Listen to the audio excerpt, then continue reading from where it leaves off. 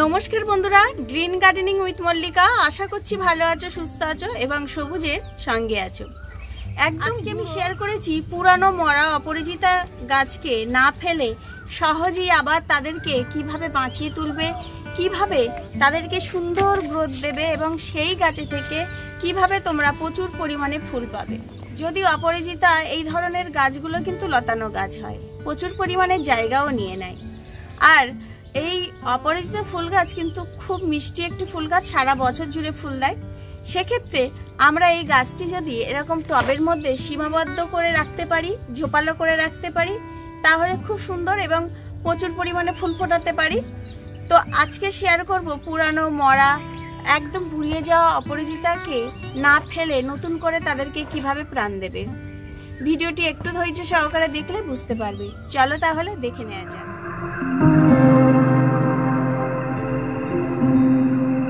বাগানি বন্ধুরা, পুরানো অপরিচিতা ফুল গাছগুলোকে না ফেলে দিয়ে কিভাবে তোমরা আবার নতুন করে এই গাছে থেকেই সুন্দর ফুল পাবে।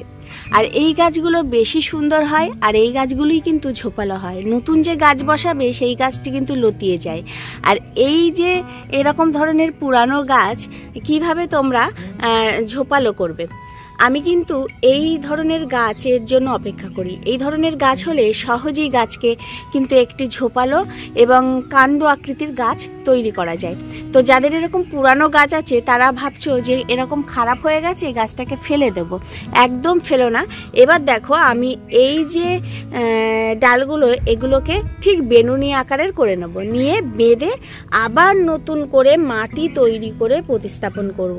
তাহলে তোমরা সঙ্গে থাকো এবং দেখতে থাকো। আশা করছি এর আপডেট তোমাদের ভালো লাগবে।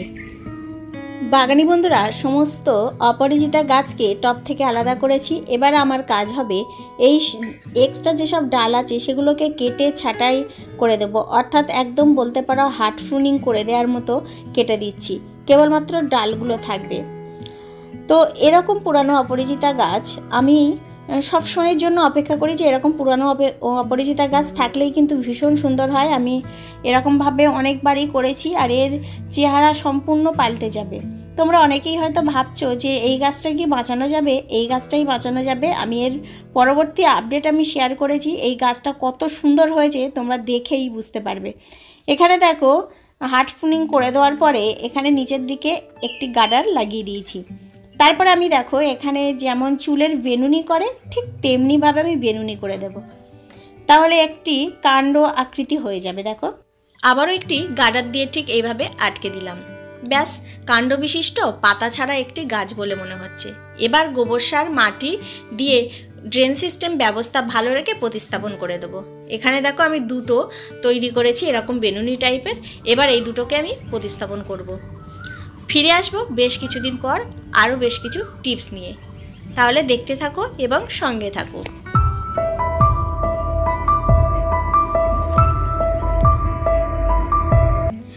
এবার লক্ষ্য করে দেখো সেই কাণ্ডযুক্ত বেনুনি করা গাছগুলোর অবস্থা। মাত্র 20 দিনের আপডেট আমি শেয়ার করছি। প্রচুর পরিমাণে ব্রাঞ্চ বার হয়েছে, আর টবের মাটিতে দেখতে পাচ্ছ 20 দিনের মধ্যে আগাছাতে ভরে গেছে।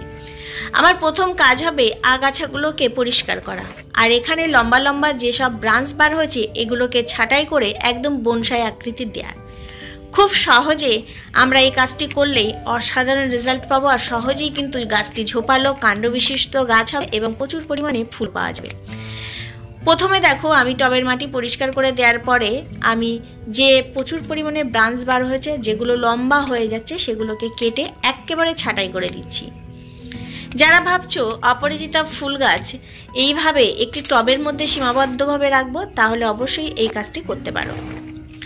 এবার আরও 5টি টিপস আমাদের ফলো করতে হবে, যে টিপস ফলো করে অপরিচিতা ফুল গাছে থেকে সারা বছর ফুল পাওয়া যাবে এবং সারা বছর জুড়ে গাছ সুস্থ থাকবে। চলো এই 5টি টিপস সহজে তোমরা ফলো করো।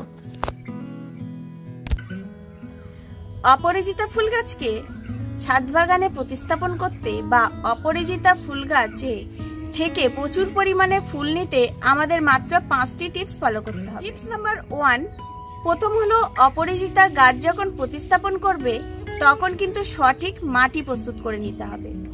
কেমন ধরনের মাটি হবে? কম্পোস্ট আর মাটির মিশ্রণে মাটি তৈরি হবে।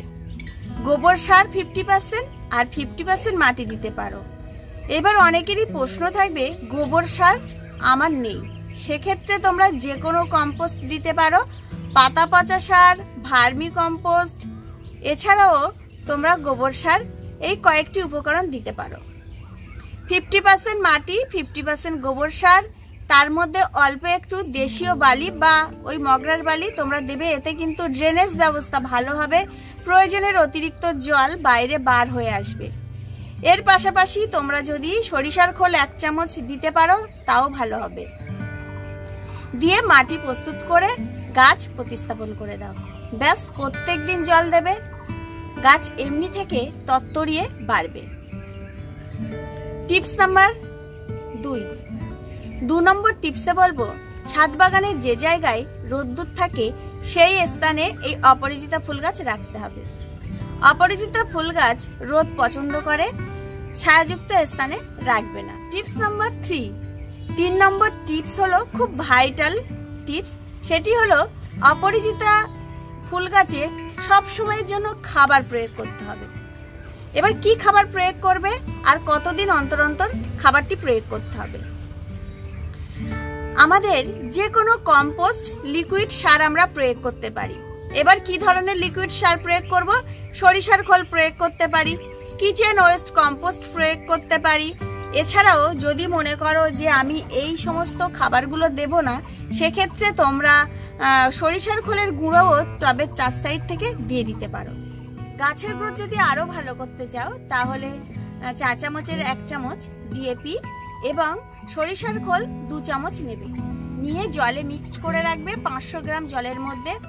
3 দিন ভিজিয়ে রাখার পরে বা 5 দিন ভিজিয়ে রাখার পরে তোমরা এই টবের মাটিতে প্রয়োগ করো। এই অপরাজিতা পাতা হলুদ হয়ে যাওয়া, কুঁড়ি ঝরা, এই রকম সমস্যা আর আসবে না। যে কোনো গাছের ড্রেনেজ ব্যবস্থা ভালো থাকলে গাছ কিন্তু সুস্থ থাকবে, গাছের নানা রকম সমস্যাগুলো আর আসতে পারবে না। এরকম কাটাই ছাটাইয়ের পরে মাত্র 10 দিনের মধ্যে দেখবে গাছ আরো বেশি ঝোপালো, আরো প্রচন্ড পরিমাণে গ্রোথ ভালো হয়ে গেছে। এখানে সরিষার খোল আর ডিএপি ভিজিয়ে রাখা আছে, কিন্তু এটি প্রয়োগ করব না। সরিষার খোল আর ডিএপি একটু ঠান্ডা সময়ে প্রয়োগ করতে হবে, অতিরিক্ত গরমের সময় প্রয়োগ করলে চলবে না। এই সময়ে দাঁড়িয়ে গাছের গ্রোথ ভালো রাখতে আমি যে ঠান্ডা লিকুইড সারটি তৈরি করেছি এই সারটি প্রয়োগ করবে।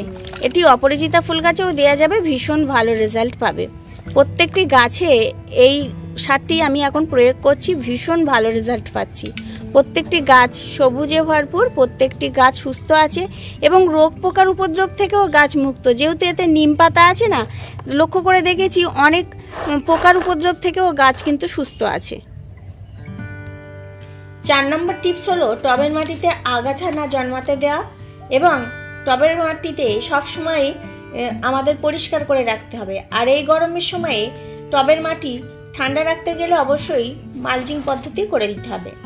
এখানে কোকোপিট, গোবর সার অথবা ভার্মি যে কোনো একটি উপকরণ নিয়ে অন্তত 2 ইঞ্চি মোটা করে দিয়ে রাখলে টবের মাটি ঠান্ডা থাকবে, গাছের পাতা একদম সবুজ, সতেজ এবং সুন্দর থাকবে। এখানে দেখো আমি যে আগাছা জন্মেছে আগাছাগুলোকে পরিষ্কার করে দিচ্ছি। যে কোনো গাছের গ্রোথ ভালো রাখতে গেলে টবের মাটিতে আগাছা জন্মাতে দিলে হবে না।